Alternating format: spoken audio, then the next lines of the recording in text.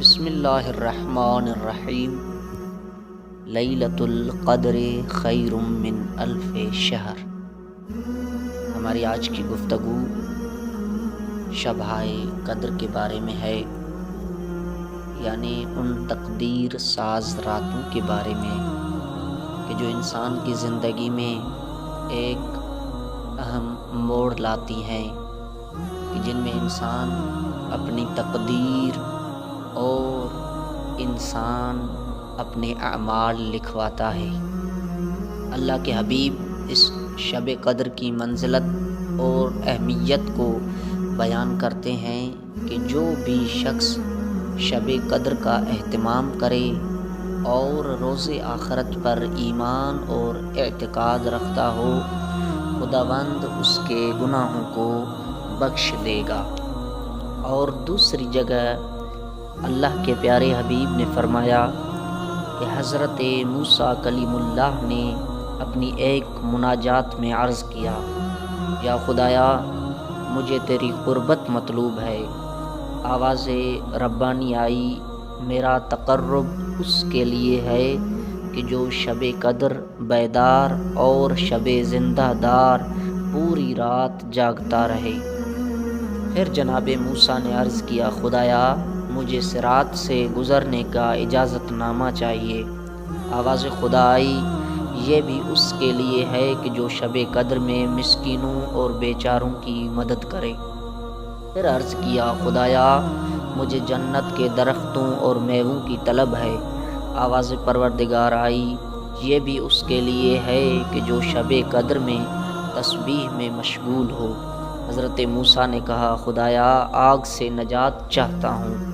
آواز خدا آئی، یہ بھی اس کے لیے ہے کہ جو شب قدر استغفار کرے۔ یہ شب قدر کی منزلت تھی۔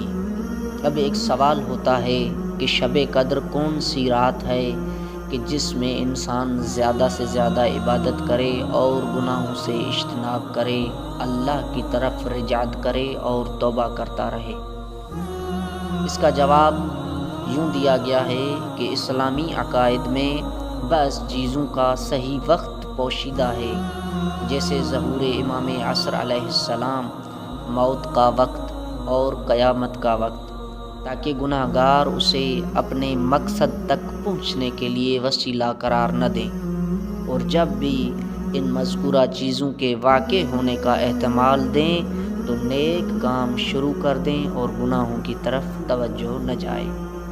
بالکل اسی طرح شب قدر بھی ماہ مبارک رمضان کی آخری 10 راتوں میں پوشیدہ ہے کہ مصلحتوں کی بنا پر دقیق طور سے اس کا وقت معین نہیں ہوا۔ روایات میں بتایا گیا ہے کہ ماہ مبارک رمضان کی آخری 10 راتوں میں شب قدر پوشیدہ ہے، اور بعض میں خصوصاً طاق راتوں کا ذکر کیا گیا ہے، اور خصوصاً یہ بیان کیا گیا ہے کہ شب قدر 19 ماہ مبارک رمضان، 21 ماہ مبارک رمضان اور 23 ماہ مبارک رمضان کی راتوں سے خارج نہیں ہے۔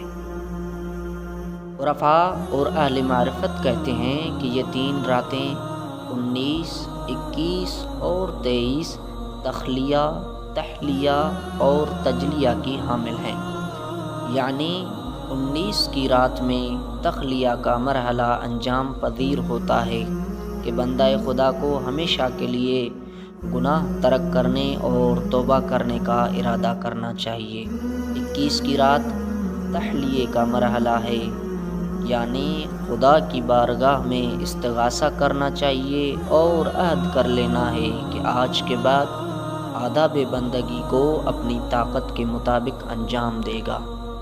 اور 23 کی رات تجلیہ کی حامل رات ہے، یعنی خدا اس ہجرت اور بندے کی اپنے رب کی طرف واپسی پر جزا اور ثواب اپنی تجلی اور جلوہ کے ذریعے عطا کرے گا۔ مرحوم کلینی رحمۃ اللہ علیہ نے اپنی کتاب کافی میں سند کے ساتھ امام جعفر صادق علیہ السلام سے ایک روایت ذکر کی ہے، جس میں امام فرماتے ہیں، 19 کی رات بندوں کے امور کا اندازہ ہوتا ہے، تقدیر قرار پاتی ہے، اور 21 کی رات ابرام اور قضا کے مقام پر پہنچنے والی رات ہے، یعنی اس رات میں وہ جو تقدیر قرار پاتی ہے وہ حتمی ہوتی ہے، اور 23 کی رات وہ حتمی ہونے والی تقدیر اور ان امور پر مہر اور دستخط ہو جاتی ہے۔ یعنی یہ تینوں راتیں اپنی جگہ پر اہمیت کی حامل راتیں ہیں۔ انسان کو چاہیے کہ انسان ماہ مبارک میں سب سے زیادہ عبادت کرے، اور کم سے کم یہ ہو کہ ان راتوں میں سے کسی ایک رات کو بھی ترک نہ کرے۔ شب قدر کے پوشیدہ ہونے کا راز یقیناً حکمت الہی اور مصلحت الہی ہے۔ بیان کیا جاتا ہے کہ شاید یہ مصلحت اس لیے ہو اور یہ مصلحت ہو کہ بندے ہر رات کو شب قدر کی رات سمجھ کر زیادہ سے زیادہ عبادت الہی کریں اور اللہ کی بارگاہ میں حاضر رہیں، اور بندے گناہوں سے اجتناب کرتے رہیں۔ السلام علیکم ورحمۃ اللہ وبرکاتہ۔